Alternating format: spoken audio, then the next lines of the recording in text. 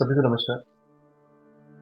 आज की ये वाली वीडियो जो है ये कान क्यों छिदवाए जाते हैं, कब छिदवाए जाते हैं और कान छिदवाने से क्या होता है, इसके बारे में रहेगी।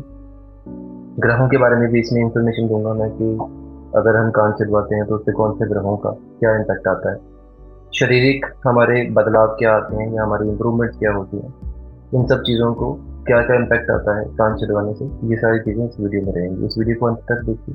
अगर आपको वीडियो अच्छी लगे उसको लाइक एंड शेयर ज़रूर करिए, सो दैट बाकी लोग भी इस वीडियो का बेनिफिट ले पाएँ। अगर आप चैनल पर नए हैं तो चैनल को सब्सक्राइब कर लीजिए, सो दैट आपको सारी इन्फॉर्मेशन जो भी इसमें वीडियो डाली जाए वो आपको सबसे पहले मिले।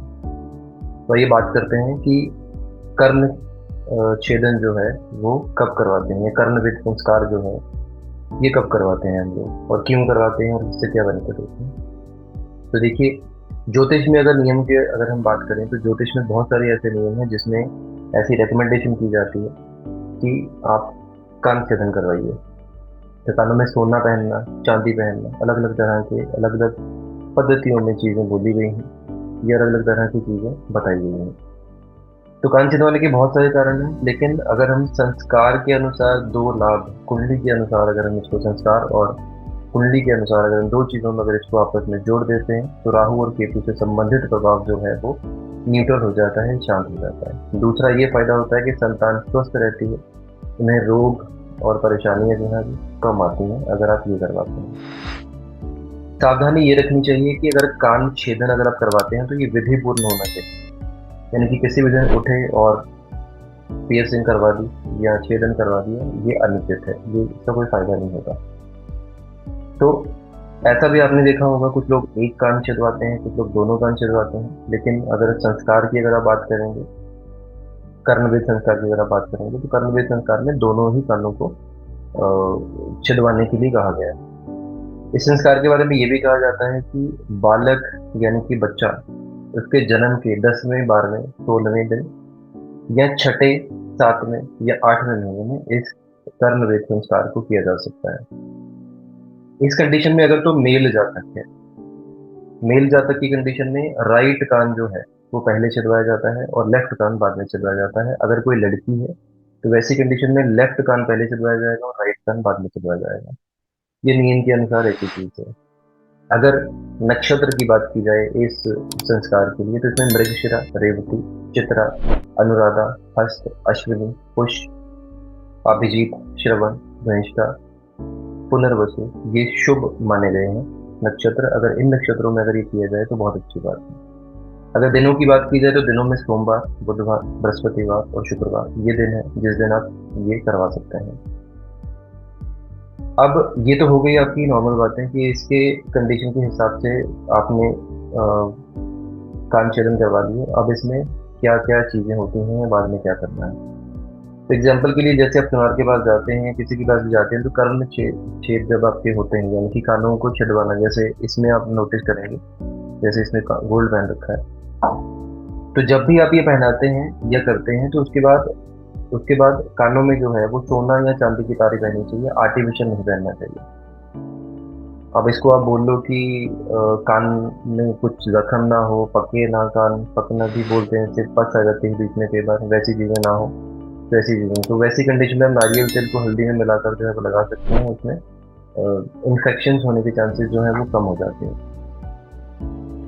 या यूँ बोल लो कि तब तक लगाइए जब तक आप गोल्ड या सिल्वर जो है वो नहीं पहन सकते। अब इसमें फ़ायदा क्या होता है अगर आप कान छिदवाते हैं तो ऐसा कहा गया है कि कान छिदवाने के बाद सुनने की क्षमता जो है वो जातक की बढ़ जाती है, कॉन्सेंट्रेशन बढ़ जाती है, आंखों की रोशनी में भी फ़र्क आता है, वो भी इम्प्रूव होती है। कान छिदवाने के बाद तनाव जो है वो भी कम हो जाता है ऐसी कंडीशन में। मैं इसके बाद ये भी टॉपिक डिस्कस करूंगा कि कानों में गोल्ड या कोई और मेटल या फिर कोई जेमस्टोन अगर कानों में पहना जाता है तो उसका इम्पैक्ट क्या होता है। तो तनाव भी कम होता है ऐसी कंडीशन में। कोई गंभीर बीमारियां जो हैं अगर वो होती हैं तो ऐसा कहा गया है कि उसमें भी काफ़ी हद तक जो है प्रभाव कम होने के चांसेस जो है वो बन जाते हैं। दीर्घायु भी होता है जाता है, ये बहुत इंपॉर्टेंट संस्कार है इसकी कंडीशन के हिसाब से। ब्लड फ्लो जो है माइंड को जो जाता है उसमें भी बहुत अच्छी इंप्रूवमेंट या बहुत अच्छा फ्लो जो है वो आता है। जिन लोगों को हर्निया होने की बीमारी है, जिन लोगों को फैमिली में कंडीशन में चलती रहती है, उनको भी कान छिदवाने से उसमें आराम मिलता है। इसके बाद राहु केतु जो है, उनका बुरा प्रभाव का जो असर है वो कम हो जाता है, और जो सडन लॉसेस या सडन अप एंड डाउन जो ऐसी कंडीशन में हमें मिलते हैं, उनको भी इस चीज़ का असर मिलता है, न्यूट्रलाइज होती है। इसके अलावा लाल किताब के हिसाब से जो संतान से जुड़ी हुई दिक्कतें जो हैं वो दूर होती हैं अगर आप कर्ण छेद करवाते हैं, यानी कि कानों में कुछ भी गोल्ड पहनते हैं। तो संस्कार तो ये कहते हैं कि ये दोनों कानों में पहनना चाहिए, लेकिन लाल किताब के कुछ खानों के अनुसार, यानी कि भागों के अनुसार, किसी में एक कान में सोना पहनने की नियम है, किसी में दोनों में पहनने का नियम है। तो उसमें केतु का इलाज किया जाता है जब भी आप इसको पहनते हैं। ये तो थी नॉर्मल बात, जिसमें सारी चीज़ें बताई गई आपको कि किस तरह से आपको कानों में किस दिन को, किस नक्षत्र को आप कानों में छेदन करवा सकते हैं और कोई मेटल उसमें पहन सकते हैं। अब देखिए, अगर कोई भी जातक अगर मान लीजिए कानों में गोल्ड पहनता है, सिर्फ गोल्ड पहनता है, तो नियम के हिसाब से गोल्ड या चांदी, यानी कि सोना या चांदी, दोनों में से कोई भी एक चीज़ पहनी जा सकती है। लेकिन अगर कोई भी जातक इसमें, जैसे फीमेल्स जो यूजुअली कानों में डायमंड पहन लेती हैं, जो कि नहीं पहनना चाहिए।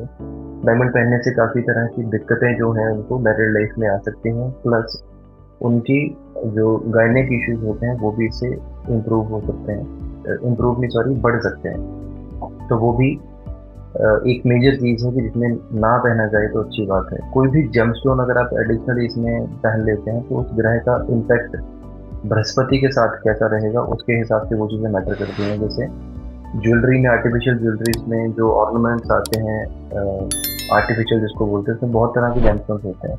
लाल रंग का जेमस्टोन है, ग्रीन कलर का है, ब्लू कलर का है, तो वो डिपेंड करता है कि वो कैसे हिसाब से है। जब भी आप कोई भी आर्टिफिशियल ज्वेलरी पहनती हैं, कोई भी लेडीज पहनती हैं या कोई भी पहनता है, तो वैसी कंडीशन में शुक्र जो है वो आपका खराब होना शुरू हो जाता है। तो इस चीज़ का ध्यान रखिए कि अगर आपको गोल्ड पहनने को कहा गया है तो सिर्फ गोल्ड ही पहने। गोल्ड की तार पहनी जा सकती है, गोल्ड के बाली पहनी जा सकती है कानों में, अगर आप उपाय के तौर पर पहन रहे हैं तो। ये थी डिटेल सारी की सारी, कान छिदवाने से क्या होता है और किस तरह की कंडीशंस बनती हैं, क्या बेनिफिट्स होते हैं, किस तरह के आपके ग्रह जो है वो बैलेंस होते हैं। आई होप मैंने आपको डिटेल में इस इन्फॉर्मेशन को देने की कोशिश की है। अगर आपको वीडियो अच्छी लगी है, इस वीडियो को शेयर करें, लाइक करें, चैनल को सब्सक्राइब कर लें। जल्दी ही किसी और टॉपिक के साथ मैं आपके सामने जल्दी आऊँगा।